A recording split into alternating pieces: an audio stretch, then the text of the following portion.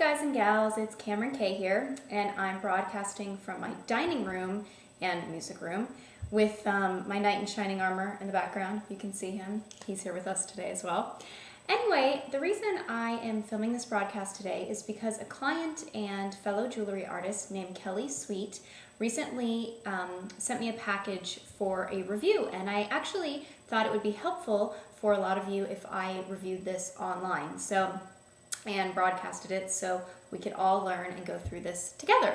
So basically, the first thing that I received from Kelly, which I also talk about in an interview with Jordan McCauley on sending shipments to celebrities, is she sent her shipment via FedEx. And it was actually messengered, and it also, as you can see, says signature required, do not leave at door. So first and foremost, this is excellent, and props to Kelly on this one, because I do say that you should always have your package stand out from the rest. So, you know, it's not that much more expensive to send something via FedEx or, you know, obviously courier is more expensive, but it's worth it to get the attention of the recipient. So step one, send it FedEx or UPS or courier. And the second thing I received was her bio. And it's typed out on 2 pages in a really pretty font. And it goes through kind of her story and how she got started. And I talk about this in my Jewelry Selling Secrets course. But I find this extremely important because you need to resonate with your buyer and your potential client. And you never know, they might have grown up in the same town as you, or, you know, something that really gives them a hook and an emotional appeal to you as a person as well as your jewelry. So that was really good.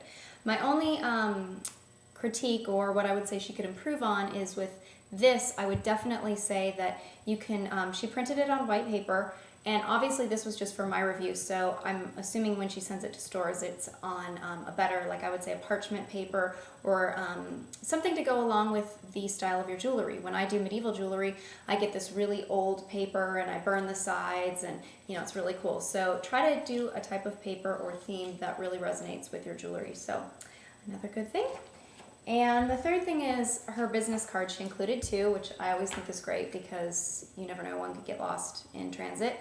And I'm going to put it up close. But it's really adorable. It's actually her, and it's very vintage. It goes with her style, and I think it's absolutely an adorable card. So Kelly Sweet, good job on this.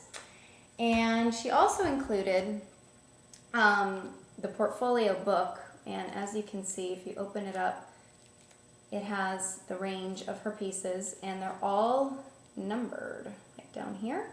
And I recommend this as well because instead of hauling in all your jewelry, it is so much easier to have a presentation book or a portfolio that someone can flip through at their leisure. I also recommend, obviously, a website.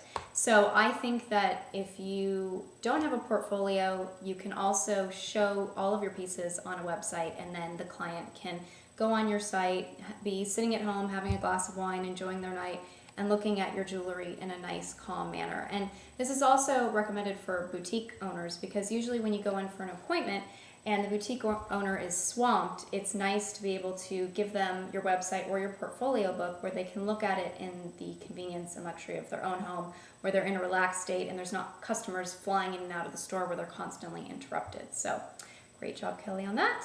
And I wanted to show you too her price list, which she included, which is numbered consecutively with the numbers on the bottom here. So I always suggest to put a price list on. Now this is a little bit debatable because with myself and my experience, I mark my pieces different for each and every store that I'm in. So I would have to tailor a price list for the location that I was sending the package to.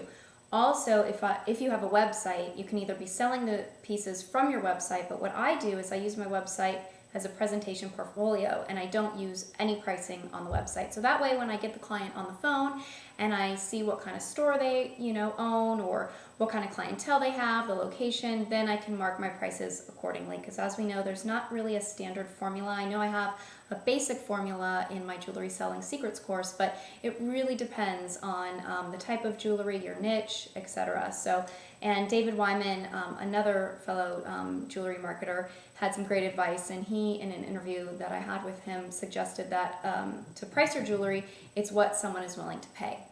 Bottom line. So really, there is no secret formula, but like I said, I do have one in my Jewelry Selling Secrets should you need to review that. And I've got a couple more goodies. She also, I talk about this as well in my course, but she sent a handwritten note. And I think this is so important because it really gives that custom touch. And as you can see, it's a handwritten note. And I highly recommend whenever you're trying to get a store or a client to definitely send a handwritten note, because it just shows that personal touch and care that you actually took the time to write it, as opposed to printing out something off your computer or an email or what have you. I've also got, I know there's a lot here, this bio, which once again, in my Jewelry Selling Secrets course, I talk about this exact thing, to always include a photo, because people really want to see you and they want to put a face to a name. And she's got a beautiful picture and a sweet smile to match the name Kelly Sweet.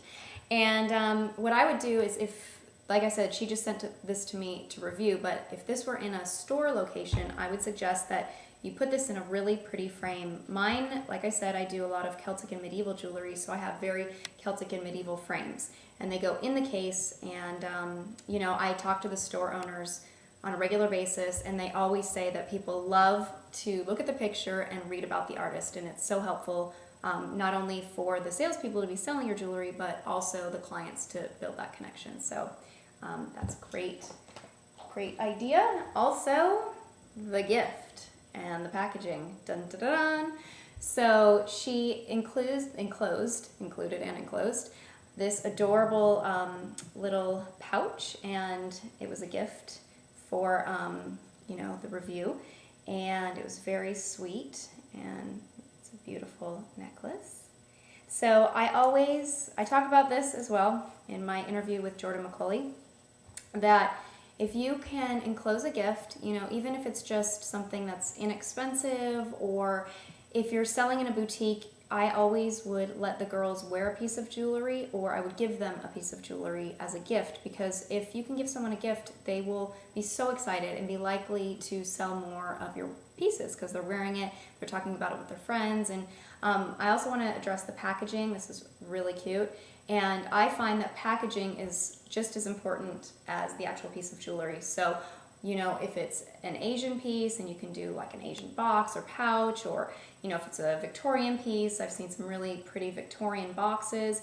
So the packaging really is part of the jewelry piece, and it's just as important. So don't chintz out on the packaging, and if you provide the shop with the packaging, they're so appreciative as well. So most of the clients that I have, the boutiques, they actually do custom gift wrap, but they're able to put my pouch inside the box and then wrap it, and it's just like an extra gift. So once again, check the packaging, and gifts are always a great idea.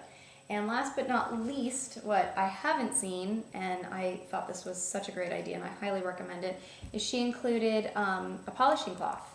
And I think this is super cool, because we all get pieces of jewelry, and the silver tarnishes, and we're like, oh great, and there's the eraser technique, there's the ultrasonic machines, there's the jewelry polish that you can get at Rite Aid or the grocery store. But I just thought this was a really nice touch, and I wanted to share that as well. So I think we've gone through it all, and overall I give Kelly an A.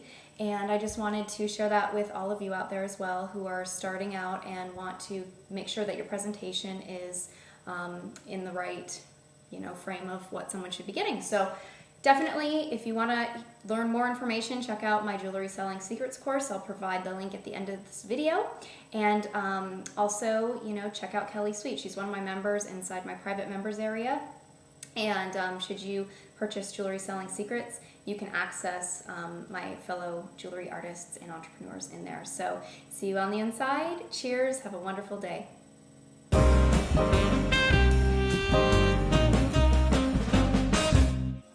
If you found this video informative, I also have an e-course located at www.kameronkay.com, or I have more videos on my YouTube channel, which is www.youtube.com/Kameron Kay.